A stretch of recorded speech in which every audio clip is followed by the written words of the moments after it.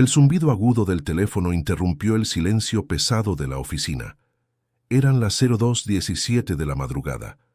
Omar García Harfuch, con ojeras marcadas y el ceño fruncido, observó la pantalla. Remitente desconocido. Dudó un segundo. Luego respondió. «¿Sí? Hay un archivo que necesita ver», dijo una voz distorsionada. «Tamaulipas. El gobernador. No lo van a ver venir». Segundos después, un archivo de audio llegó a su correo privado. Harfuch se puso de pie, cruzó la sala y conectó el archivo a su computadora. Mientras la grabación comenzaba, encendió un cigarro y se recostó en su silla. «Ya todo está listo. El gobernador va a caer. El patrón quiere que sea en el acto público. Todo está pactado con la gente de seguridad». Silencio. Luego, otra voz más áspera. «Y si alguien interfiere, también cae. Nadie toca al CDG». El audio finalizó abruptamente. Harfuch quedó inmóvil, la mandíbula tensa. No era la primera amenaza que escuchaba, pero esto era diferente. Coordinación interna, nombres clave, menciones directas al gobernador y a elementos infiltrados. Todo demasiado estructurado para ser solo un rumor. Suspiró profundamente, apagó el cigarro y marcó a su asistente. «Activa protocolo de escucha. Necesito todo lo que tengas sobre Tamaulipas. Ya». En la pantalla abrió un mapa digital del estado.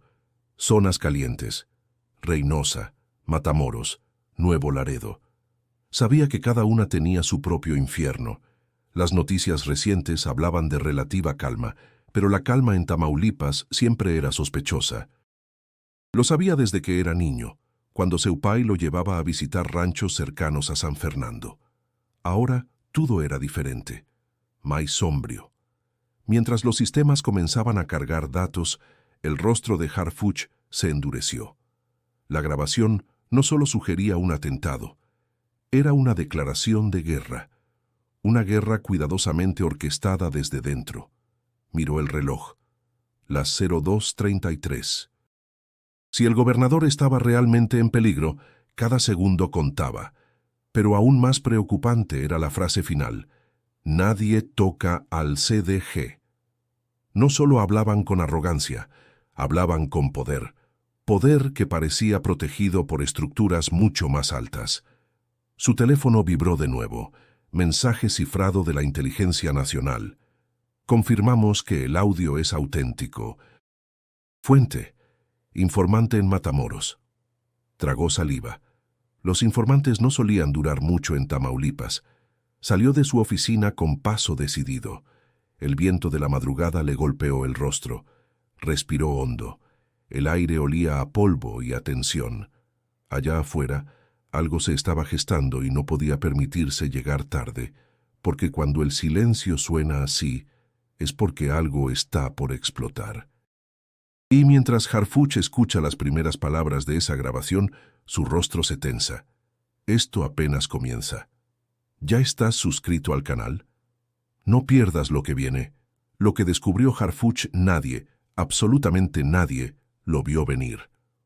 Omar observaba el amanecer desde el ventanal del helicóptero que lo llevaba a Ciudad Victoria. Abajo, los campos de Tamaulipas se extendían como un mar silencioso. Pero en ese silencio, él escuchaba ecos del pasado. No solo los suyos, sino los de una tierra marcada por cicatrices que nunca cerraron. Años atrás, Harfuch había sobrevivido a un atentado brutal en la Ciudad de México. Las balas atravesaron su cuerpo, pero no su voluntad. Desde entonces llevaba en la piel y en la mente el peso de una lucha que no terminaba. Y ahora, frente a esta nueva amenaza, el pasado volvía a hablarle con voz de plomo. «¿Estás seguro de querer hacer esto, jefe?», preguntó su escolta, un joven agente con ojos inquietos. «Nunca estuve más seguro», respondió sin apartar la mirada del horizonte. Al llegar, fue recibido por un grupo reducido del equipo federal. Nada de protocolo. Harfuch quería discreción. Su primer movimiento fue convocar una reunión de evaluación de riesgos en la base militar de la zona. Pero algo no cuadraba. Varios funcionarios clave del Estado se excusaron con pretextos vagos. Una ausencia masiva que no podía ser casualidad. «Es miedo», dijo en voz baja uno de los comandantes, «o complicidad». La atmósfera era tensa. En los pasillos, los rumores se esparcían como pólvora. Algunos hablaban de traiciones, otros de acuerdos con el cartel, pero nadie decía nada en voz alta. La regla en Tamaulipas era clara. Hablar de más podía costarte la vida. Al salir de la base, Harfuch decidió recorrer zonas críticas sin escolta visible. Quería ver con sus propios ojos lo que los informes no mostraban. En Reynosa, la gente lo miraba con una mezcla de esperanza y recelo. Una mujer mayor se le acercó en el mercado y en voz baja dijo: «Si vino a salvarnos, Señor, no tarde mucho. Aquí uno aprende a vivir callado». Sus palabras quedaron clavadas en su memoria. Cada rostro que veía tenía historias que nunca serían contadas. Y no porque no quisieran, sino porque sabían que nadie escucharía, o peor aún, que escuchar podría matarlos. Esa noche, en su cuarto de hotel, Harfuch encendió la televisión. Un noticiero local hablaba de inversiones, progreso, normalidad, nada sobre amenazas, nada sobre el complot. El contraste era ofensivo. Apagó el televisor con fuerza. «Nos están mintiendo en la cara», susurró. Abrió su libreta de notas. Escribió una sola frase: «La paz que venden está hecha de cadáveres enterrados en silencio». Sabía que enfrentar al CDG no sería solo cuestión de armas o inteligencia. Era un combate contra la costumbre del miedo. Y esa batalla, la más difícil, empezaba dentro de cada uno. Mañana seguiría en Matamoros. Pero esta noche, entre recuerdos de plomo y rostros sin voz, entendió que la guerra no solo era por el presente. Era una deuda con el pasado que no perdona. El calor en Matamoros no era solo cuestión de clima. Había un peso invisible en el aire, como si la ciudad respirara bajo vigilancia constante. Las calles parecían normales: niños en bicicleta, vendedores ambulantes, gente en la fila del banco. Pero Harfuch sabía que en cada esquina podía haber ojos observándolo. Desde su llegada notó los detalles que no salían en los informes: cámaras privadas apuntando a las avenidas, camionetas sin placas que circulaban lentamente, rostros que se desvían al cruzar la mirada. La ciudad no dormía, solo fingía hacerlo. En una cafetería del centro, Harfuch se reunió con un contacto local. El hombre, de unos 50 años, tenía la voz rasposa y las manos inquietas. Se hacía llamar Elías. «Aquí nadie habla por gusto, comandante, y menos si se trata del patrón. No vine a buscar chismes, Elías. Vine a evitar una tragedia. ¿Qué sabes del plan contra el gobernador?» Elías miró a su alrededor, bajó la voz. «Hay movimiento. Hace semanas llegaron hombres de fuera. No son de aquí ni de Reynosa. Hablan poco y obedecen rápido. Dicen que es para un ajuste grande». «¿Dónde se están quedando?» «Casas vacías en la periferia. Las usan como puntos de espera. Pero lo importante no es dónde, sino quién da las órdenes». «¿Quién?» Elías vaciló. Luego murmuró: «Dicen que es alguien del gobierno. Alguien muy arriba, y no hablo del Estado, hablo de la capital». Harfuch sintió un nudo en el estómago. Ya no era solo Tamaulipas. El complot podría extenderse más allá de lo imaginable. Agradeció a Elías, le dejó un número seguro y salió con paso firme, pero la cabeza llena de preguntas. En la plaza principal observó una protesta pequeña. Un grupo de madres sostenía carteles con fotos de desaparecidos. Una de ellas lo reconoció y se acercó. «¿Va a hacer algo diferente, comandante? ¿O viene solo a tomarse la foto como los otros?» «No vine a prometer, vine a escuchar y actuar». «Entonces empiece por buscarlos. No los nombres, los cuerpos», dijo ella, con una rabia contenida que caló hondo. Más tarde, en el hotel, Harfuch repasó las notas del día. Cada dato, cada frase, era como una pieza de un rompecabezas torcido. La teoría del atentado tomaba fuerza, pero también lo hacía el miedo. No solo entre los civiles, también entre sus propios hombres. Uno de sus escoltas, nervioso, le confesó: «Nos siguen, jefe. 2 veces cambié la ruta, y siempre hay una moto detrás». «Que no se note que los vimos», respondió Harfuch. «Si quieren jugar en silencio, les vamos a gritar en la cara». Y mientras escribía en su libreta, anotó una sola palabra que se repetía en sus pensamientos: traición. No sabía aún de quién, pero los susurros de la frontera hablaban, y él estaba decidido a escuchar hasta el final. El sol de mediodía en Reynosa caía con furia, pero el verdadero calor estaba dentro del cuartel local. Harfuch, de pie frente a un grupo reducido de agentes estatales, repasaba un informe. Su mirada se detenía en un nombre, luego en otro. Había demasiadas coincidencias, demasiadas ausencias en momentos clave. «¿Qué tienen estos hombres en común?», preguntó levantando la vista. Silencio. Un oficial nervioso respondió: «Todos fueron asignados a operativos donde hubo filtraciones». «¿Y siguen activos?». «Sí, por orden directa del secretario de Seguridad Estatal». La mandíbula de Harfuch se tensó. No era una simple negligencia, era encubrimiento. Más tarde, en su camioneta, llamó a la Ciudad de México. «Necesito cruces de llamadas de los últimos 30 días. Foco en mandos medios de Tamaulipas. Hay fuga interna». Hizo una pausa. «Y quiero saber quién está protegiendo a estos tipos desde la capital». Colgó sin esperar respuesta. Ya sabía que las estructuras eran más profundas de lo que parecían, y tal vez más podridas. De regreso al hotel, uno de sus agentes le mostró un video recibido por una fuente anónima. En la grabación se veía a un comandante estatal reunido con 2 hombres armados en una bodega. En la mesa, bolsas negras y armas largas. «Lo reconocí. Es el jefe de zona en San Fernando», dijo el agente. «Hoy mismo negó saber algo». «Y sigue en funciones», murmuró Harfuch. La traición venía de adentro, y no solo desde la policía. Esa misma tarde, el gobernador canceló sin explicación una reunión que había sido solicitada por el propio Harfuch. Era la segunda vez en 3 días. «No quiere que lo vinculen contigo, jefe», comentó su escolta. «O no quiere que le hagas preguntas que no puede responder». El comentario quedó flotando en el aire. Esa noche, Harfuch se reunió con un periodista local que había investigado al CDG durante años. El hombre llegó con la voz apagada y una libreta gastada. «Me costó amigos y familia». «Pero tengo cosas que te pueden servir», dijo mientras abría la libreta.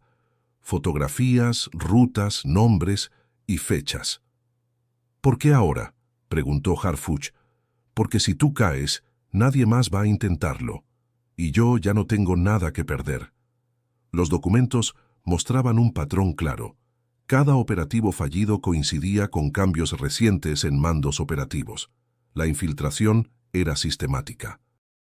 Cuando se quedó solo, Harfuch escribió en su cuaderno una frase con tinta firme: «Alguien juega a 2 bandos, y lo está haciendo desde adentro del gobierno». En su rostro no había miedo. Había rabia, rabia contenida. La traición dolía, pero lo que venía podía doler aún más. La orden fue clara. Operativo en San Fernando, 03:0 horas. Harfuch no confió en nadie fuera de su círculo más cercano. Aún así, algo en su interior no le daba paz. El ambiente estaba cargado, el aire olía a tierra húmeda y traición.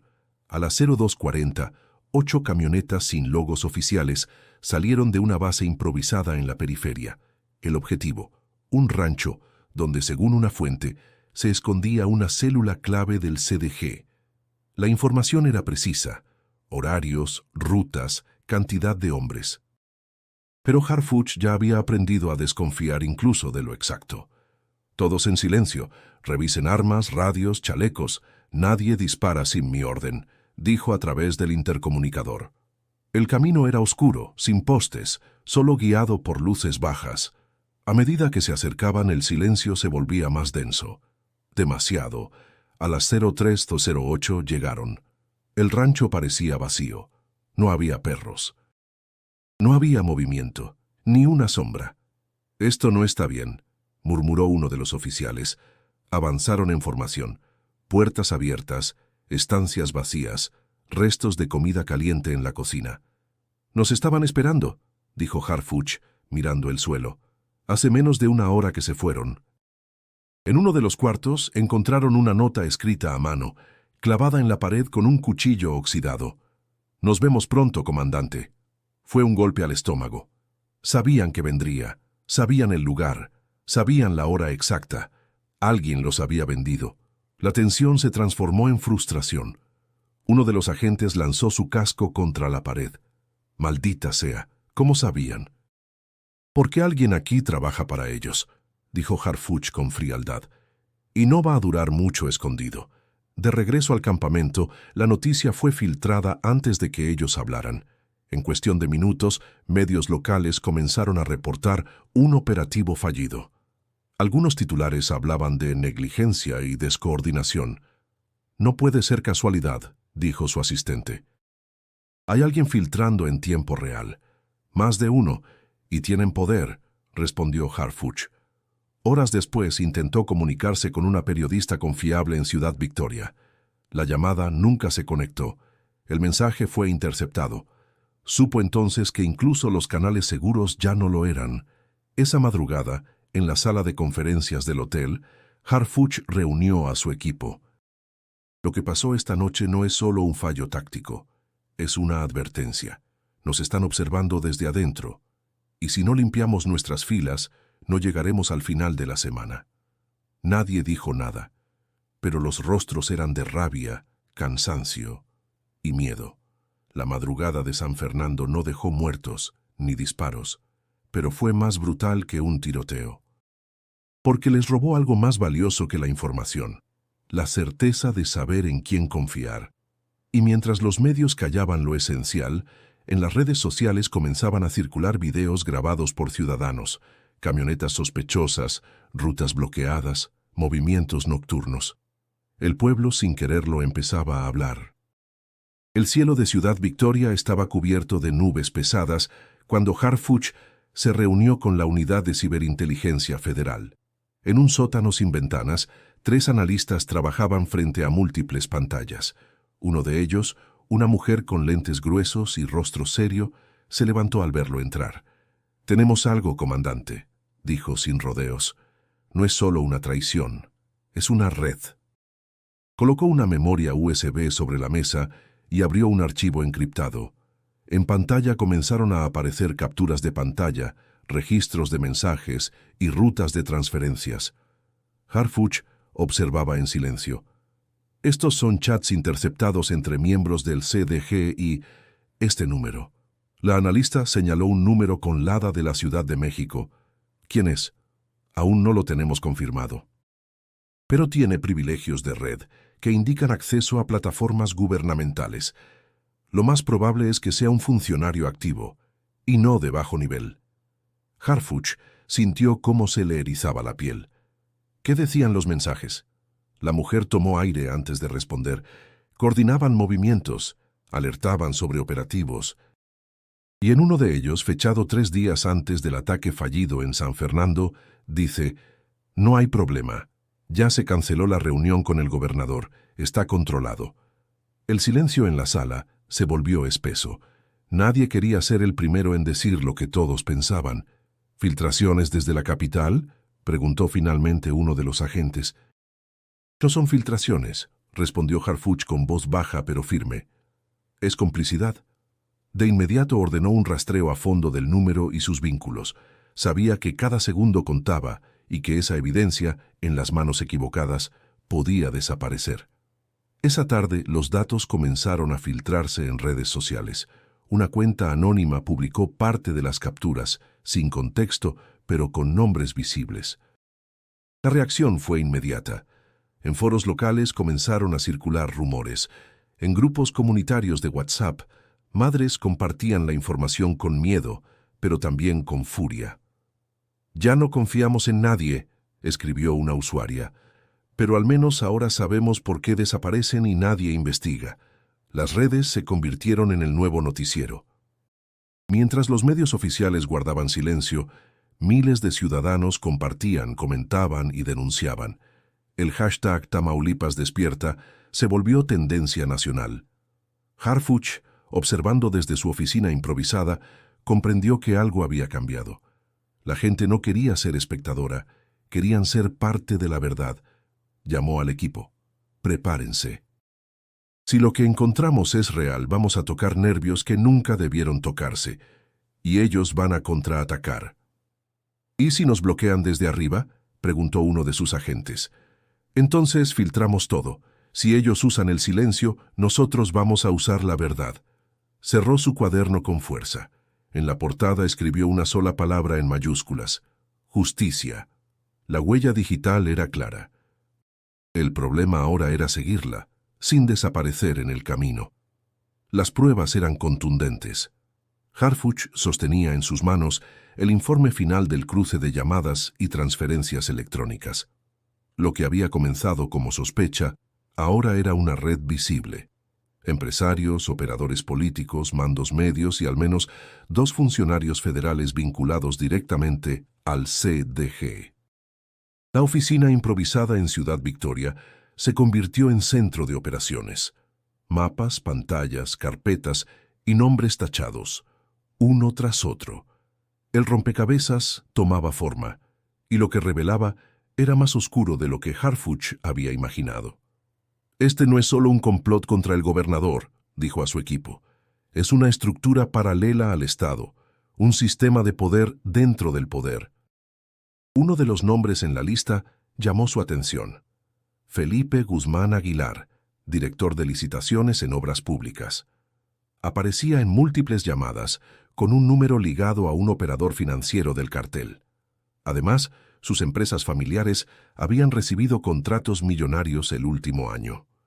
¿Y el gobernador no sabía esto?, preguntó uno de los analistas. ¿O sabía o no quiso saber? En las calles, el ambiente comenzaba a cambiar.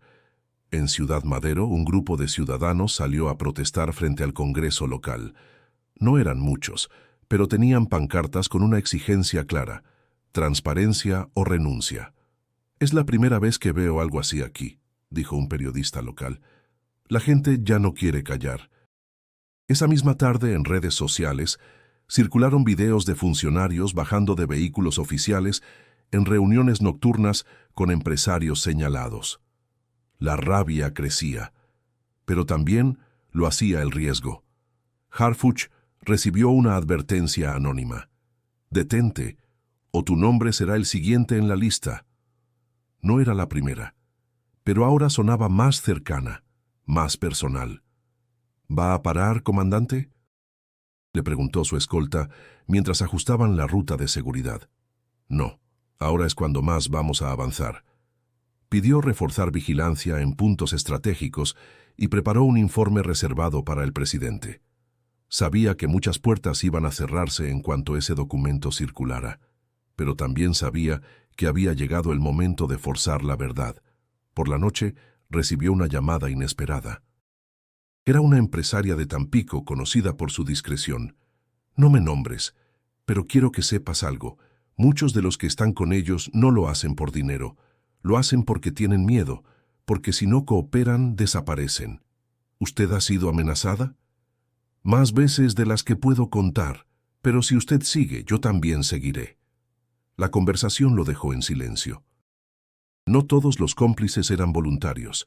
Algunos eran víctimas atrapadas en una red donde la lealtad se compraba con terror. Cerró su libreta con una frase que resonaba en su mente: «No basta con señalar a los traidores. Hay que entender por qué la gente les teme más a ellos que a nosotros». Y mientras en los pasillos del poder comenzaban a escucharse pasos nerviosos en las calles, por primera vez en años, la gente empezaba a alzar la voz. Las paredes del Salón Comunal de Hidalgo, un municipio pequeño al sur de Tamaulipas, estaban llenas de fotografías en blanco y negro. Rostros sin nombre, fechas sin contexto. Era el muro de los que no volvieron. Mujeres, hombres, adolescentes, todos desaparecidos. Harfuch se paró frente a esa pared, en silencio. Junto a él, una mujer de cabello canoso y mirada firme le hablaba con voz baja pero segura. Él tenía 17 años. Salió a buscar trabajo a la central de abastos y nunca volvió. La policía me dijo que se fue por voluntad propia, que no había indicios de delito. ¿Y después? Después me ignoraron, como a todos aquí.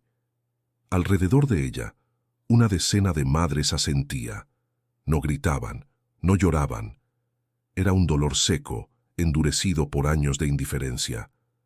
Nos dijeron que si hablábamos, terminaríamos como ellos. Pero ya no nos queda nada que perder, comandante. Díganos que esto va a cambiar. Harfuch tragó saliva.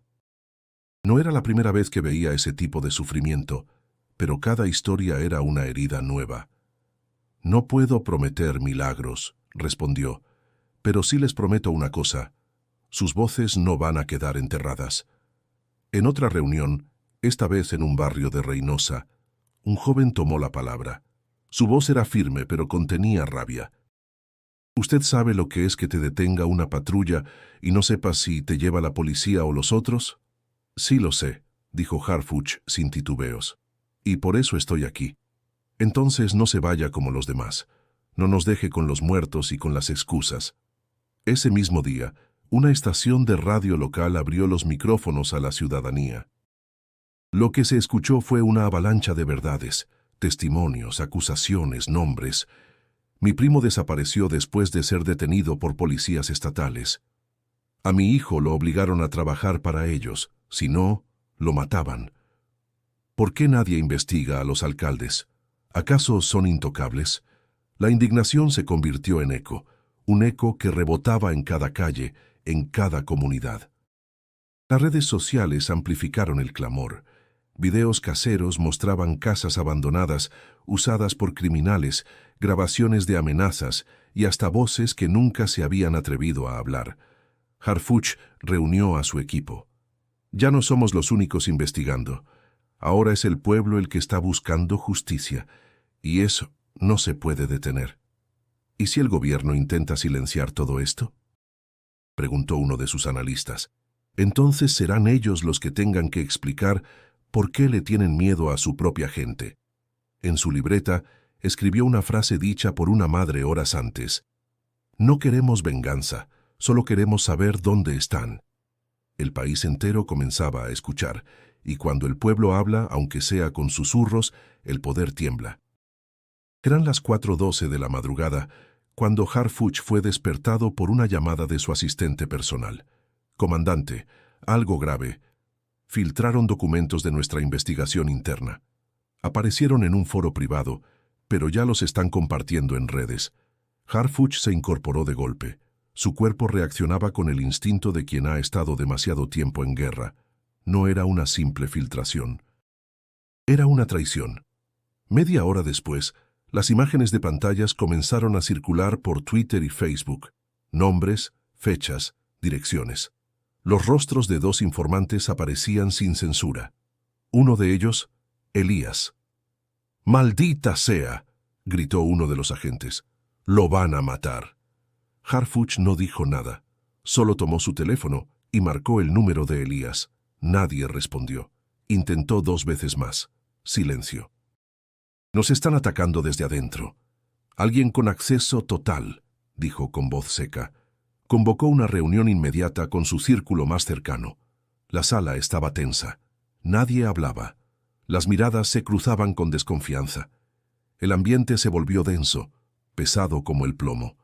A partir de ahora todo se manejará en físico. Nada digital, nada por teléfono, nada que pueda ser interceptado, ordenó. «¿Y los infiltrados?», preguntó su jefe de operaciones. «Vamos a encontrarlos, pero no con interrogatorios, con silencio». Dividió al equipo en células de 2. Cada célula tendría acceso solo a una parte de la información. Quien filtrara se delataría automáticamente. Esa tarde, mientras analizaban cámaras de seguridad del cuartel temporal, encontraron la imagen que temían. Uno de los suyos, copiando archivos en una memoria USB. «Se llama Ramiro Aguirre», dijo el técnico. «Lleva con nosotros más de 6 años. ¿Dónde está ahora? Desapareció hace 2 horas. Su localizador fue destruido. Y si Ramiro se vendió, ¿cuántos más? No había tiempo para paranoia. Pero tampoco espacio para confianza ciega. Harfuch miró a su equipo y habló con franqueza. Sé que algunos de ustedes ya no creen en nada, lo entiendo, pero yo sí creo en ustedes, y si vamos a caer, será con dignidad, no de rodillas. Esa noche, un mensaje anónimo fue proyectado en un edificio del centro de Ciudad Victoria, usando un proyector portátil. Los valientes mueren primero. Los traidores mandan después. Era un intento claro de sembrar terror, pero la reacción en las redes fue distinta. Cientos de usuarios replicaron el mensaje, seguido de un solo hashtag, "No tenemos miedo". Y por primera vez en días, Harfuch sonrió. Si ellos creen que el miedo es suficiente, no han escuchado lo que la gente está diciendo. La traición había herido. Pero también había encendido una llama, una que ni siquiera los infiltrados iban a poder apagar. A las 23:47, el mensaje llegó en papel, doblado 4 veces, sin remitente. Lo dejaron debajo de la puerta de la habitación de Harfuch. En letra temblorosa se leía: Archivo Jaguar, Bodega 14, Carretera a Soto La Marina. Si lo ves, ya no hay vuelta atrás. No avisó a nadie. Solo llevó a su escolta de mayor confianza. Viajaron sin sirenas, sin luces, sin refuerzos. La noche estaba cerrada, apenas alumbrada por los faros. El camino de terracería se perdía entre árboles bajos y cerros opacos. Al llegar, encontraron una construcción de lámina oxidada, medio enterrada entre maleza. La cerradura estaba rota, como si alguien hubiese querido abrirla a la fuerza. O dejarla abierta a propósito. Dentro, una vieja computadora cubierta por una lona, una mesa de metal, y en una caja, decenas de carpetas selladas, todas con etiquetas oficiales, todas con sellos del gobierno federal. Harfuch encendió la computadora con manos tensas. Tardó en arrancar. Cuando el sistema cargó, apareció un único archivo en el escritorio: Jaguar Final Respaldo.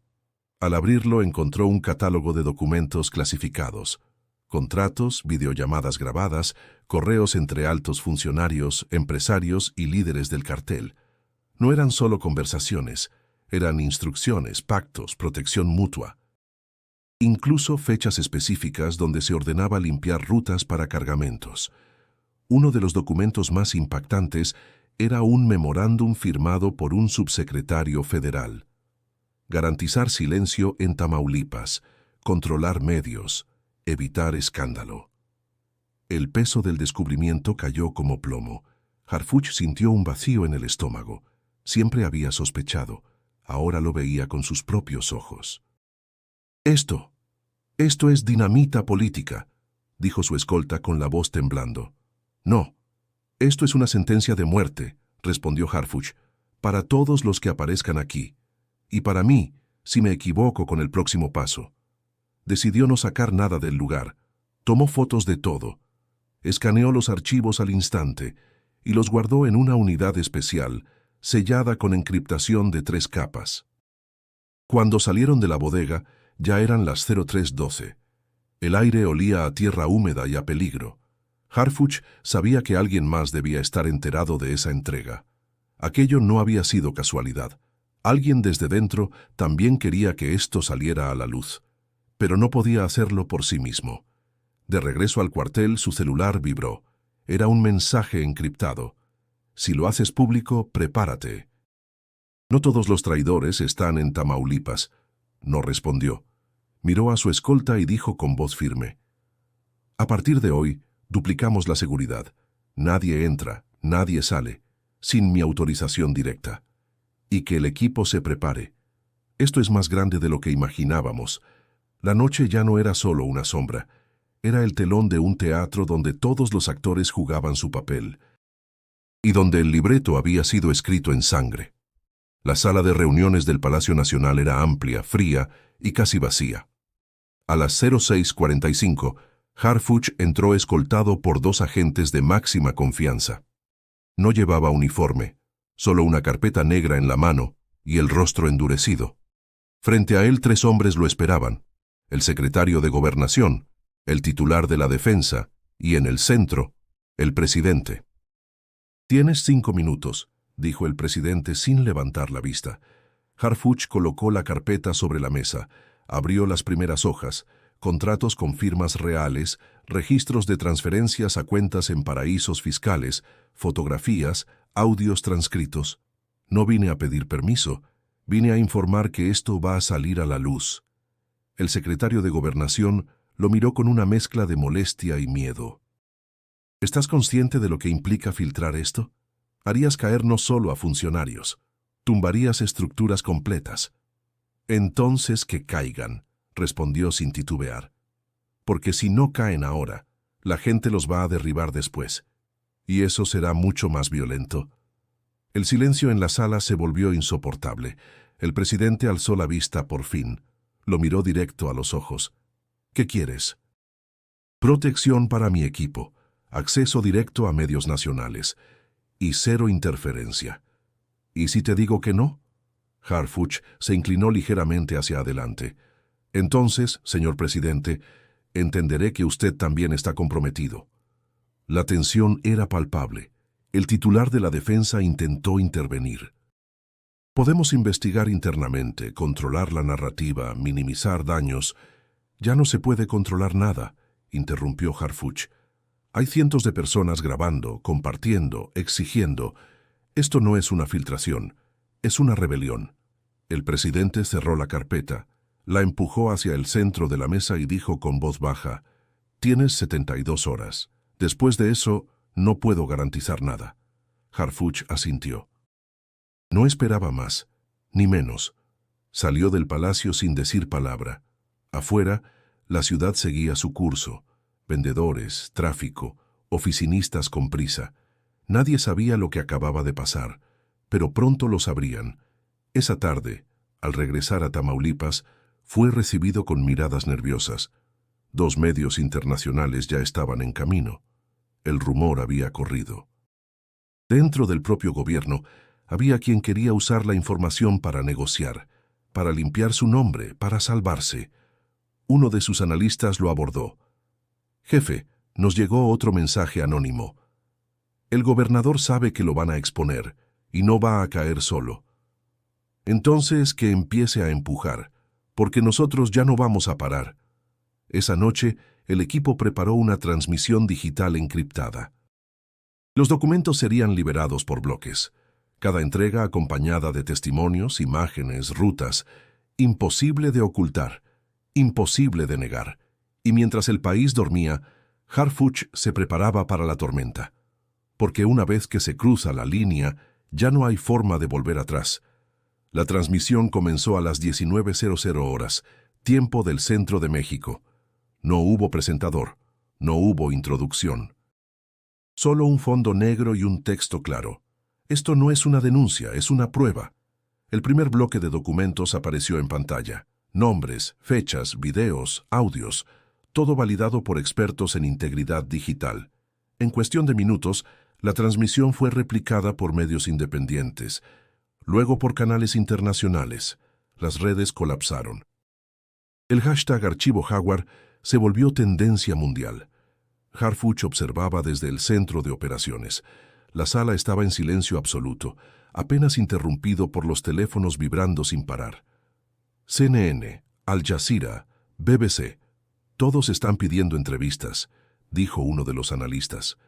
«No hablaré hasta que salga el último bloque», respondió. «Que hable la evidencia primero». Las reacciones no tardaron. En Ciudad Victoria, ciudadanos salieron a las calles con carteles improvisados. «Ahora sabemos. Justicia para los que ya no están». No más silencio. En la Cámara de Diputados, opositores exigieron la renuncia inmediata del gobernador. Algunos aliados callaron, otros huyeron. Un audio filtrado reveló una llamada desesperada del propio mandatario estatal.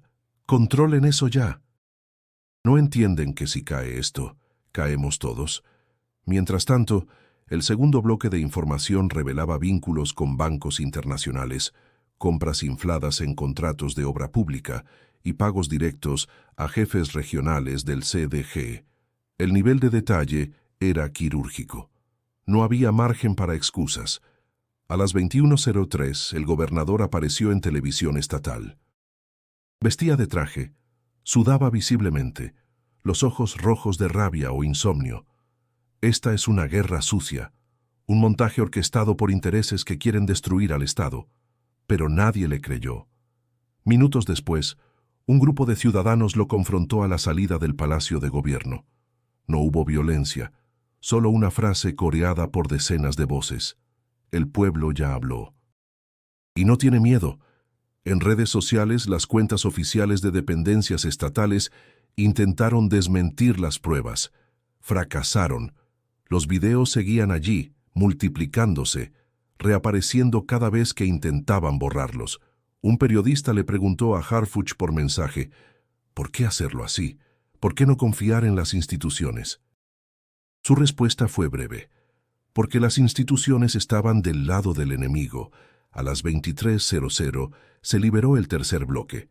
En él, correos entre funcionarios y medios detallando cómo ocultar desapariciones, cómo presionar a familias, cómo manipular cifras. La indignación se convirtió en organización. Grupos civiles comenzaron a convocar asambleas populares, abogados, médicos, maestros. Todos querían colaborar, no solo para castigar, sino para reconstruir. Harfuch tomó su libreta y escribió: «La verdad no necesita gritar, solo necesita salir». Miró a su equipo, exhausto pero firme. «Mañana va a ser peor», dijo. «Y por eso, mañana también vamos a estar aquí». El amanecer llegó sin fanfarria, como si el sol dudara en salir después de una noche tan cargada. En las calles de Ciudad Victoria, los murmullos reemplazaban al bullicio. Las miradas eran distintas, más firmes, más despiertas. El gobernador no apareció más en público. Su residencia oficial fue cercada por la Marina. Rumores de renuncia, de fuga, de negociaciones a puerta cerrada. Nadie lo confirmaba. Nadie lo negaba. Harfuch, desde su centro de operaciones, revisaba los últimos reportes. 14 órdenes de aprehensión, 5 detenciones en proceso, una red financiera congelada, pero también un nuevo silencio. «¿Qué pasa con los del otro lado?», preguntó a su jefe de inteligencia. «Se replegaron, dejaron varias casas de seguridad, pero no han desaparecido, se están reorganizando». «Eso quiere decir que entienden que esto no ha terminado», murmuró. El pueblo había hablado. El gobierno había cedido, pero el cartel solo se había escondido. Ese mismo día Harfuch visitó una de las colonias más golpeadas por la violencia, Ampliación Rodríguez, en Matamoros, las calles aún con escombros, las paredes marcadas por siglas pintadas con aerosol. Un niño se le acercó con la curiosidad intacta. «¿Usted es el que sacó los videos?». «Yo solo ayudé a que se vieran». «Mi tío decía que nadie podía con ellos, pero mi mamá dice que ahora sí tienen miedo». Harfuch se agachó y le puso una mano en el hombro. «Ellos tienen miedo cuando la gente deja de tenerlo». El clima era tenso, pero diferente. Los rostros que antes se escondían tras cortinas, ahora observaban desde los portones, desde las esquinas. Algunos saludaban, otros solo asentían, como diciendo: «Sabemos que aún no acaba, pero gracias por empezar». De regreso al cuartel, recibió una carta sin remitente. Era de una mujer que había perdido a su hija 5 años atrás. Solo decía: «Gracias por devolvernos un poco de lo que nos quitaron, la verdad». Harfuch no respondió. No sabía cómo. Solo colocó la carta entre las páginas de su libreta, junto a la frase que había escrito días atrás: «La paz que venden está hecha de cadáveres enterrados en silencio». Ahora sabía que la paz real no venía con pactos ni discursos, venía con justicia, con memoria, con la incomodidad constante de saber que aún hay mucho por hacer. «Comandante», dijo su asistente, «la prensa internacional quiere saber qué sigue». Harfuch miró por la ventana. El cielo estaba limpio, por ahora. «Diles que seguimos, que no hay aplausos aquí, solo trabajo y vigilancia». La tormenta había pasado, pero las nubes todavía estaban cerca. El sol apenas comenzaba a asomar cuando Harfuch caminó por las calles de Ciudad Victoria. Había algo diferente en el aire, como si la ciudad estuviera respirando, pero aún con los pulmones llenos de miedo. El paso de los ciudadanos era más apurado, más precavido. Los ecos de los disturbios pasados aún retumbaban en cada esquina. A lo lejos, vio una familia recogiendo escombros de una casa derrumbada.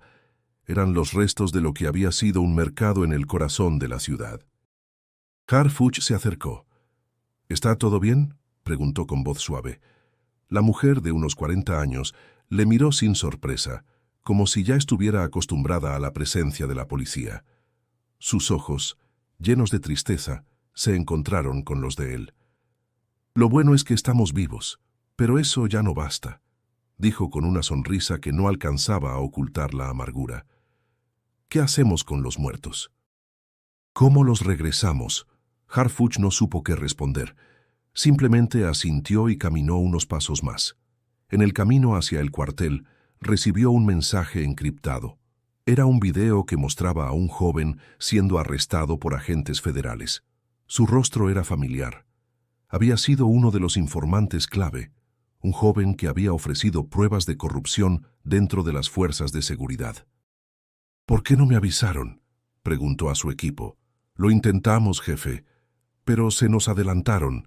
Está detenido en el centro de detención de Tamaulipas.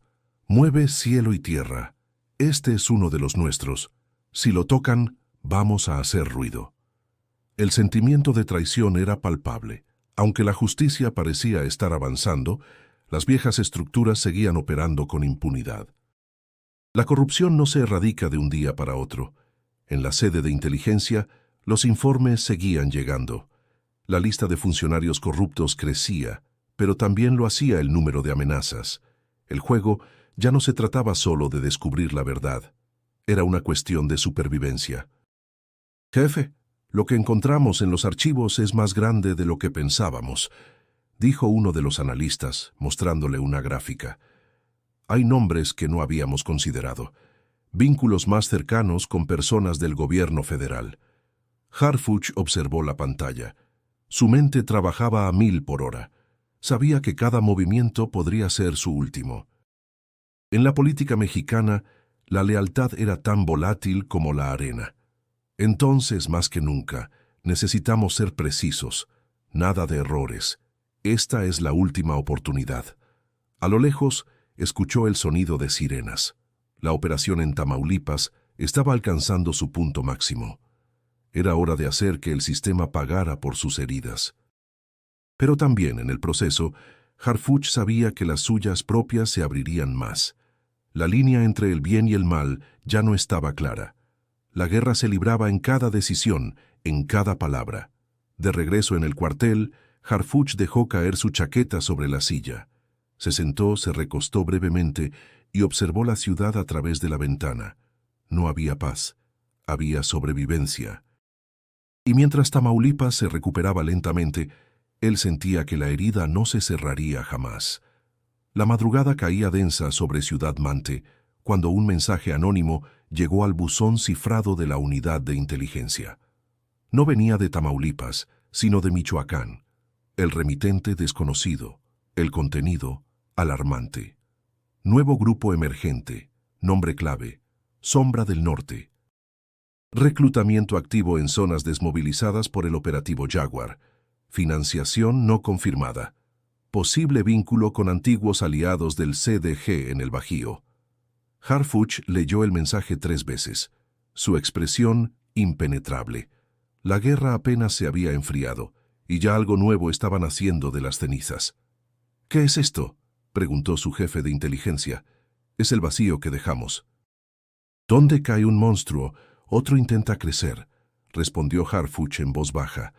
Las noticias de los arrestos y renuncias se habían convertido en una bandera de victoria, pero en las sombras los hilos se estaban reatando. Células disueltas ahora buscaban nueva estructura. Los viejos líderes eran reemplazados por jóvenes más agresivos, más digitales, más invisibles. Esa mañana, Un operativo local en Nuevo Laredo detectó una camioneta con armas largas y dispositivos de rastreo de última generación. Ninguno de los detenidos tenía antecedentes. Ninguno tenía conexión directa con el CDG ni con el gobierno. Eran nuevos. No están improvisando, dijo un analista. Están organizados desde antes. En la pantalla de su oficina, Harfuch repasaba los mapas actualizados. Nuevos puntos de calor comenzaban a aparecer. La limpieza había funcionado, sí, pero no fue suficiente. Es como cortar la cabeza de una hidra. Si no destruyes el sistema que la alimenta, vuelve a crecer. El teléfono sonó. Era la periodista que había cubierto todo el caso Jaguar. «Comandante, ¿es cierto que hay un nuevo grupo creciendo en el norte?» «Sí, pero esta vez no lo van a ver venir». «¿Va a enfrentarlos también?» «No tengo opción. No podemos dejar que la historia se repita».